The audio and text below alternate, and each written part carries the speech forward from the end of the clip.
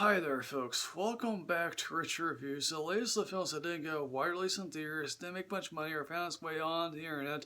The latest of the films I want to review for you guys here now is a film called Silk Road. This is written and directed by Taylor Russell, who happened to make the Night Stalker docu-series for Netflix a few weeks back.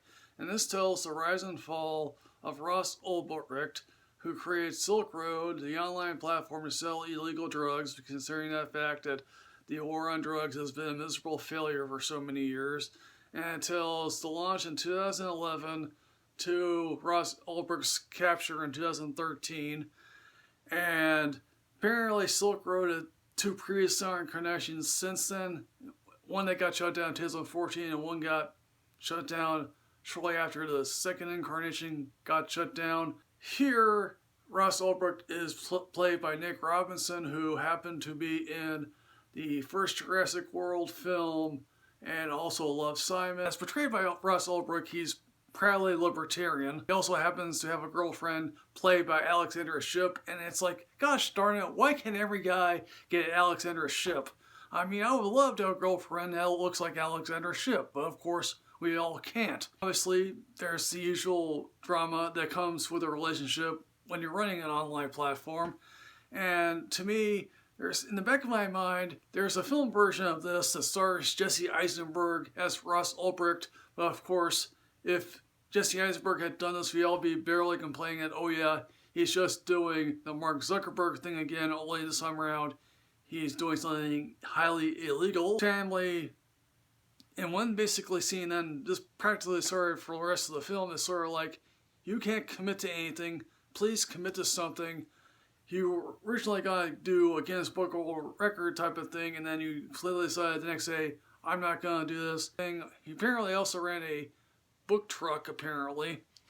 And then, of course, we also have to meet Jason Clarke's Rick Bowden, who, again, apparently the Jason Clarke character is actually a real person, or he's a combination of several different people. Well, apparently what we learn about the Rick Bowden character is that, oh yes, he screwed up an undercover assignment in, I think it was Puerto Rico. His superiors don't really know what else to do with him.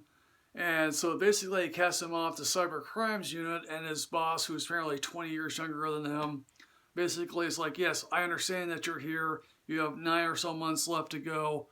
Just sit on your ass and do really nothing. And he's constantly wanting to get back to narcotics. His wife is just sort of deriding him for like, yes, can you stay clean?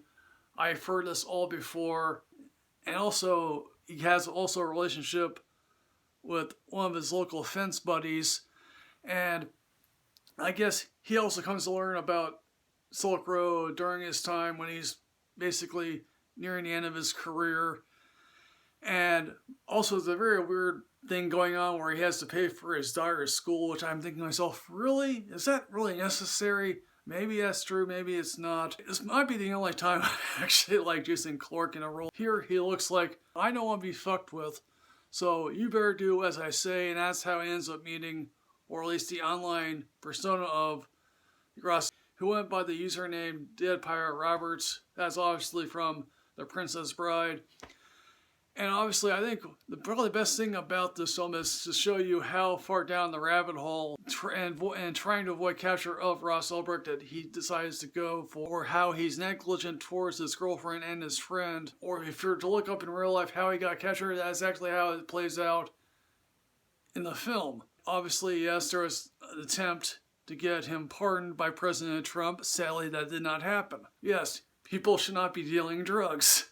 I mean, yes, legalized marijuana is happening in many different states, although, granted, yes, the Senate is full of old men who clearly have a different take on marijuana possession, probably. Definitely be a few years before marijuana is legalized in all states. Enjoy this in the moment. Will this stay with me long term? I don't really know. And also, apparently, we come to learn, or I came to learn in researching about this movie, is that $1 billion worth of Bitcoin was seized during the time that, Silk Road was active.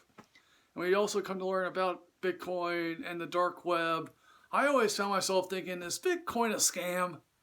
Because I guess now Bitcoin is trying to become the new currency.